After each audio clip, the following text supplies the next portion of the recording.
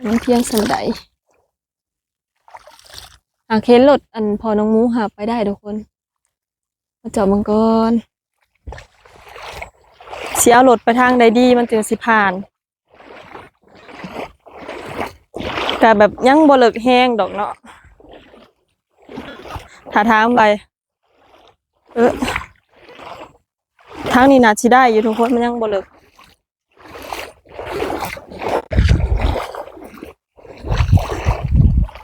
ไปได้อยู่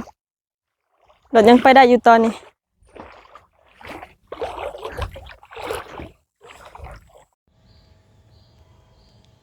สบายดีพ่อแม่ปาลุง PFC ทุกคนเด้อ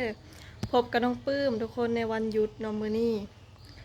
หลังจากฝนเศร้าตกหรือว่าฝนหยุดแล้วน้องปื้มกับแม่เพชรก็จะออกไปเบิ่งนาทุกคนฝนตกเนาะมื้อวานนี่ก็ตกทุกคนสงสัยแบบพายุเข้าฝนตกแห้งเป็นตาแบบน้ำห่วยสิเต็มทุกคนห่วยตัวบ่อน้องปื้มผ่านไปเนาะแล้วก็น้ำในนาก็คือสิมีทุกคนเพราะว่าฝนตกเบิดคืนปานนี้หั่นน่ะเนาะจนมาฮอดมื้อใหม่ยังตกอยู่ทุกคนแล้วมื้อนี้ก็เลยว่าสิอัดคลิปพาทุกคนออกไปเบิ่งนาน้ำกันเด้อว่าเป็นจังไดตอนนี้แม่น้องปื้มอยู่เฮือนเนาะตัดไปอีกบัดหนึ่งน้องปื้มจะไปถ่ายคลิปอยู่นาเลยเด้อทุกคนส่งฝนตกนี่บ่อยถ่ายทางไปยันพลาดเดี๋ยวเราไปพอกันอยู่นาเด้อทางบ้านทุกคนน่ะตกคือกันอยู่บ่เดี๋ยวเราเจอกันใหม่ตอนนี้แม่น้องปื้มมาฮอดทางลงนาแล้วเด้อทุกคนก็สิถ่ายภาพบรรยากาศในเบิ่งก่อนเนาะมามื้อก่อนน่ะบ่มีน้ำไหนแถวนี้แต่ว่าตอนนี้น้ำมีแล้วเด้อแต่ก็ยังบ่หลายเนาะทุกคนเด้พอน้องปื้มจะได้ถ่ายเก็บไว้ก่อนเนาะต่อไปเมนจะได้ขับรถบ่ได้ให้ไปเพชรจับทุกคนย่านพาพละ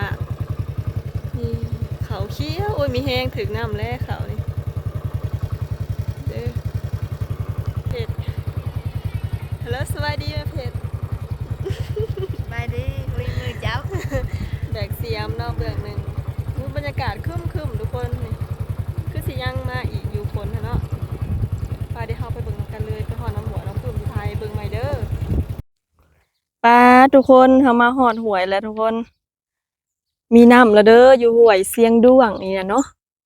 นี่นะทุกคนทางไปนาน้องปื้มเองรถสิไปได้อยู่บ่นี่นะแม่แม่เพชรอันย่างไปก่อนแล้วว้า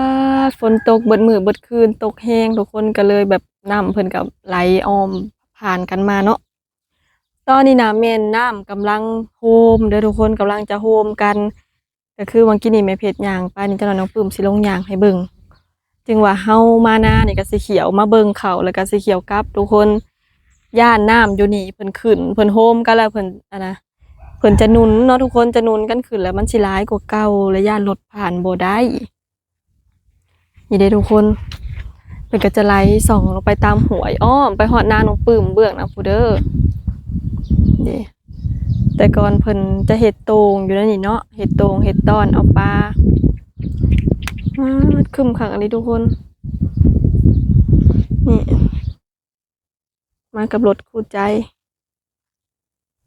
น้องน้ำมันก็มีน้ำลายได้เลยเนาะโอ้ยขอไปย่างเบิ่งก่อนเด้อทุกคนแม่เพชรก็ไปปะเลยเดี๋ยวย่างเบิ่งก่อนเด้อว่าเลิกสำใดโอ้ทางไหนให้คิดเลิกมีน้ำแล้วบัดนี้ทุกคนบัดสิมาก็มาบัดเดียวบัดเนี้ยเดี๋ยวไปย่างเบิ่งก่อนเด้อ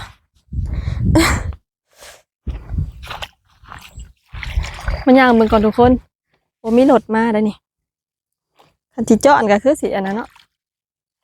น้องเที่ยงสันไดเค้นรถอันพอน้องหมูหาไปได้ทุกคนมาเจาะมังกรเสียรถไปทางใดดีมันจึงสิผ่านแต่แบบยังบ่เลิกแห้งดอกเนาะถ้าทางไปทางนี้น่าสิได้อยู่ทุกคนมันยังบ่เลิก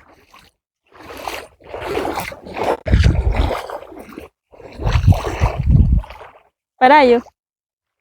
รถยังไปได้อยู่ตอนนี้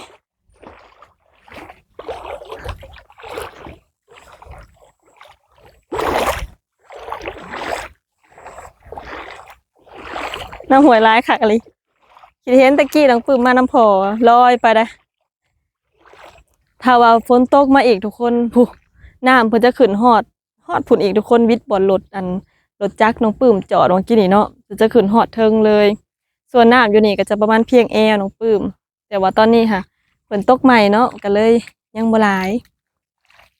ถ้าถามว่าย่านปิ้งบ่บอกเลยโคตรย่านพอน้องปื้มไปเอารถกันเด้อทุกคนว่าสิขามไปได้บ่แม่เพชรเราไปก่อนแล้วเนาะเฮาก็ต้องไปทุกคนจะหน่อยขากลับผัดน้ำขึ้นแห้งรถสิไปบ่ได้อันติเนาะไปแม่เพชรแล้วย่างแล้วทุกคน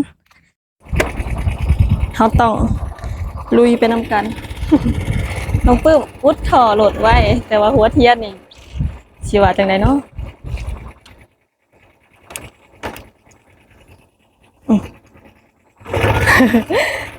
มันเป็นทอดซะแล้วทุกคนน้องปื้มตกน้ำลงนี่เฮ็ดได้ว้าย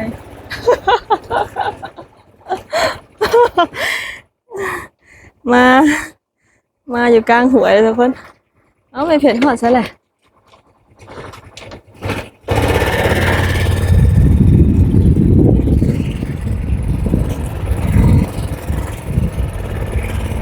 โอ้ยน้องปื้มหยุดคลิปไว้กันเด้อทุกคนน้องปื้มย่านพลาด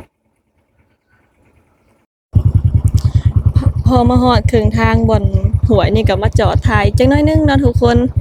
น้ำเต็มเลยอยู่นี่นะทุกคนแห้งเลิกกว่าอยู่ทางเข้ามาเนาะเพราะว่าเพิ่นเป็นอันหลุมลงหั่นนะเด็กก็มาพ่องัว2ตัวนี่คือเก่าเลยเด้อเพิ่นกินหญ้าอยู่นี่ทุกคนป๊าดว้าวแต่น้องปุ้มก็จะได้เดินเดี๋ยวน้องปุ้มก็จะได้เดินทางต่อเนาะทุกคนในเพจนะฮอดเที่ยงคุณอาแล้วร้านน้อยนะบ่ได้มามื้อนี้นะร้านน้อยเกิดอุบัติเหตุบาดเจ็บนอนโรงหมอทุกคนเอื้อยเพิ่นไปแวะเฮือนน้องปื้มกินนี่สิไปหาน้องไปเดินต่อขอแต่น้ำอย่าเพิ่งขึ้นเด้อให้ข่อยเมื่อก่อนเขามีแห้งแล้วเขาแถวนี้มีแห้งแล้วว้าวโอ้ โอ้ my god ไปได้บ่มันก็ไปได้คือเก่าหั่นแหละทุกคนคันพละลงนี่ก็อย่าหัวควันเด้อฮะพายหัวควันถึกปั๊บ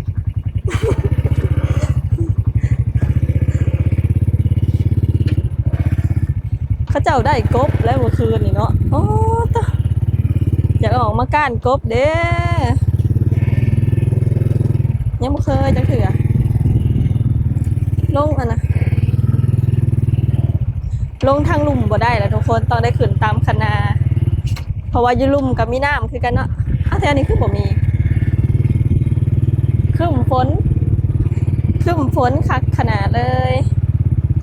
โอ้ลงมาอีกมื้อแรงมื้ออื่นนี่ขามบ่ได้แล้วน้ำห้วยสิมาใส่ปุ๋ยได้โอ้ยตายเอ้า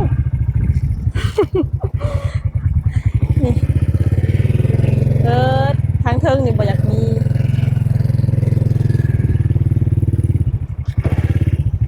เอ๊ะจะไปได้ไหมนะเออไปซิ่งอู้บรรยากาศดีแฮงว้าวหมูกระนอนแม่ ขนาดแม่ยังบ่สนใจเลยมีเพจฮอดเทียงคุณอาแล้วฮอดเทียงคุณอาแล้วเด้อป๊าดเขาเพิ่นกับพอดีสื่นน้ำทุกคนป้ามาฮอดแล้วทุกคนจอดรถไว้ละจอดไว้อยู่เทียงคุณอาโอ้พักเพิ่นใหญ่แล้วมีพักยังไงเนาะน้ำท่วมพักมักอันนะมักแตงนะตัวนะ มักแตงเพิ่นออกเลยได้ทุกคนอืม น้ำไปเดือดหนึ่งแล้ว นี่ไม่เผ็ดสบายดีไม่เผ็ด บายดี ได้เสียมามื้อนี้สิไปขุดกระปูหรือสิไปป่านคะนายันคะนารู้คะนาขาดบ่แห้ง2 ส่วนผักเราผักปัง อันนี้เป็นนานี่เนาะเป็นนานี่ผัก โบระพาเด้อโหระพาว้าตัวคืมคักเลยทุกคน